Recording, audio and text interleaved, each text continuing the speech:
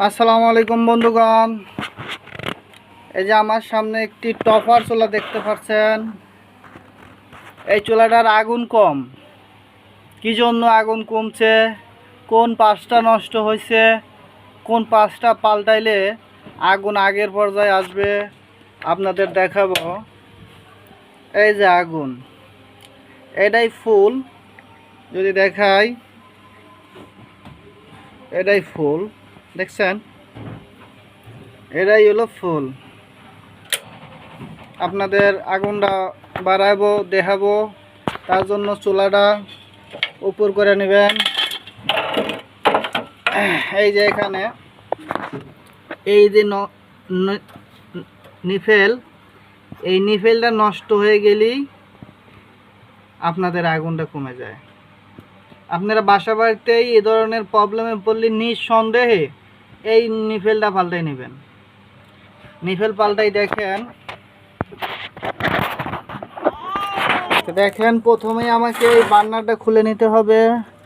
বার্নারের জন্য এখানে লক আছে, লকটা ছাড়িয়ে নিব।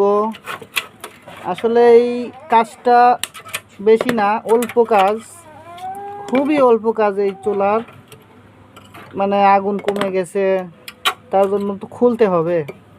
আপনাদের খোলাও দেখাইতেছি যেন আপনারাও বাসা বাড়িতে খুলতে পারেন। ভয়ের কিছু নাই, ঠিক এইভাবে খুলবেন। খুলে এটাকে আলাদা করবেন। আলাদা করে, হ্যাঁ, আর একটা কথা, এখানে এক ভাই বলছিল যে এটা পরিষ্কার করে নেওয়ার জন্য, মনে আছে? ওই চাওয়ালা বলছিল যে ভাই এটার ভিতরে অনেক সময় ময়লা যায়, ময়লার জন্য আগুন কমে যায়। আমি এটা পরিষ্কার করে দেখাচ্ছি। হ্যাঁ, এটা আমি ভালো করে পরিষ্কার করে আপনাদের দেখাই। যেহেতু এক ভাই বলে দিছিল আসার সময় যে এটার ভিতরে ময়লা গেলি যে আগুন কমে যায়। এই যে ময়লাটা কিন্তু আমি সেট করে নিলাম, আর কিন্তু কোনো ময়লা নাই, দেখছেন? এখন আমি পুনরায় লাগাইয়া দেখাই যে আগুন কোন পর্যায়ে আছে, বাড়লো কি না। দেখেন এখন জ্বলেই না, জ্বলছে কিন্তু আগুন আগের মতোই আছে, বাড়ছে, বাড়ে নাই। তার মানে আমি যেটা বলছি এই জিনিসটাই পাল্টানি লাগবো, এতে আর কোনো সন্দেহ নাই।